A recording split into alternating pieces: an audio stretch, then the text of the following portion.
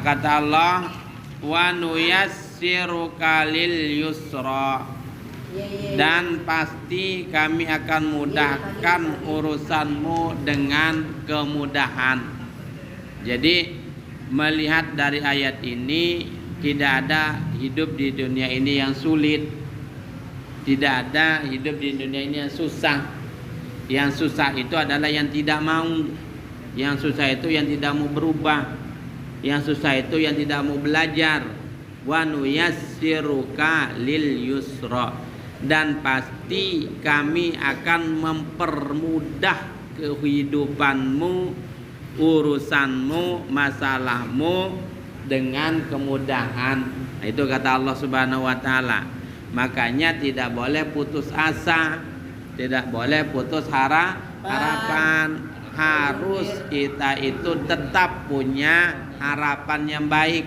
Tidak boleh putus harapan, tidak boleh frustasi, tidak boleh pesimis, tapi harus selalu optimis. Apa kata Allah? Fadzakir inna ba'didz dzikra.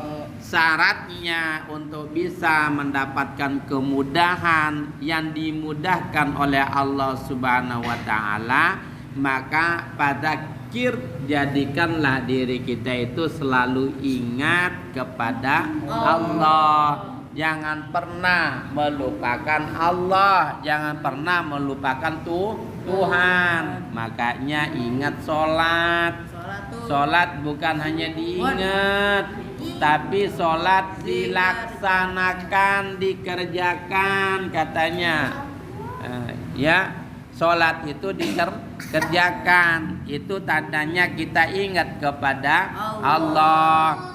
Kenapa kita perlu melaksanakan sholat? Selalu ingat kepada Allah. Inna ba'didz dzikra, sesungguhnya di dalam zikir ingat kepada Allah, di dalam sholat itu kita mendapatkan manfaat, kita mendapatkan kebaikan sebagai buah dari zikir kita kepada Allah. Makanya jangan pernah untuk lupakan Tuhan, lupakan Allah ya.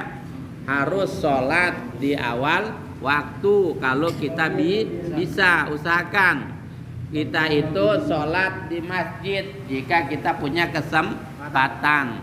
Jarang kok orang-orang itu bisa melangkahkan kakinya ke masjid.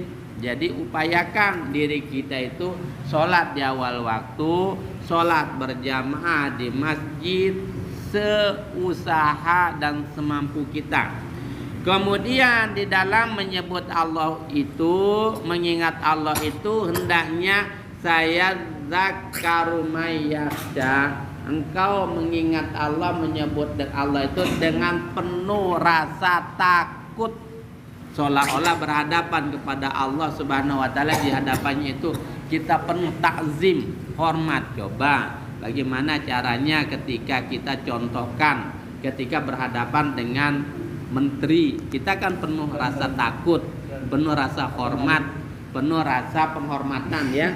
Jadi lebih dari itu kita hadapkan diri kita kepada Allah Subhanahu wa taala. Makanya dikatakan saya zakaru mayyasha. Pastikan diri kita itu menyebut, mengingat Allah seperti orang yang benar-benar memiliki rasa harapan, rasa takut, rasa penghormatan, rasa takzim kepada Allah Subhanahu wa ta'ala.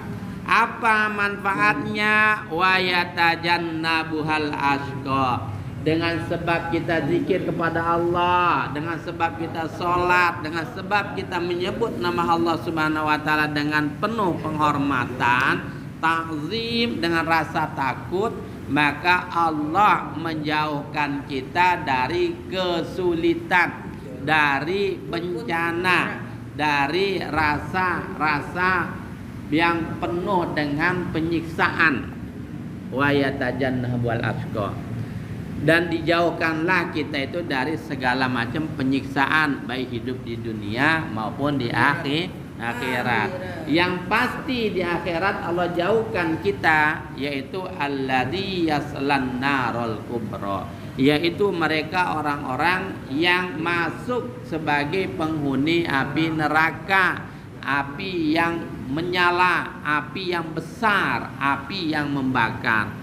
Jadi kita dijauhkan dari fitnah api neraka. Jangan ya untuk melakukan yang menjauhkan kita dari berzikir, mengingat Allah. Termasuk salah satunya kebanyakan main game, itu menjauhkan kita dari Allah. Apalagi nonton-nonton yang tidak pantas.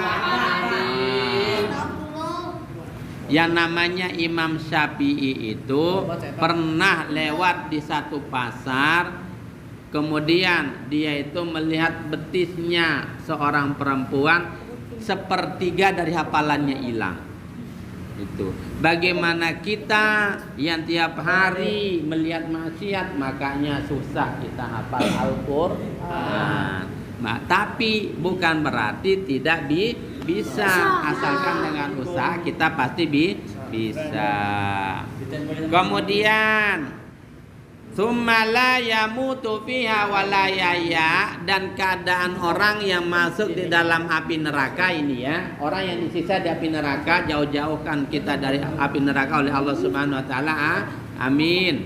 Insyaallah. Apa keadaan mereka? Tidak hidup mereka di dalam api neraka itu, tetapi tidak mati. Jadi yang namanya orang tersiksa berat itu tidak, seolah-olah dia tidak hidup, tidak mati. Saking tersiksanya tidak merasakan kehidupan, tapi tidak bisa mati, tersiksa terus. Coba. Iya. Berisik nih, Pak. Iya. Janganlah kita itu berisik. Jadi yang paling beruntung adalah qad aflaha man tazakka, maka sangat beruntung mereka orang-orang yang selalu membersihkan dirinya, mensucikan dirinya. Bagaimana mensucikan dirinya? Awali dari perkataan ucapan yang mulia, perkataan-perkataan yang terpuji. Jangan pakai bahasa-bahasa yang tidak pada tempat, bahasa binatang, bahasa cacian, bahasa makian.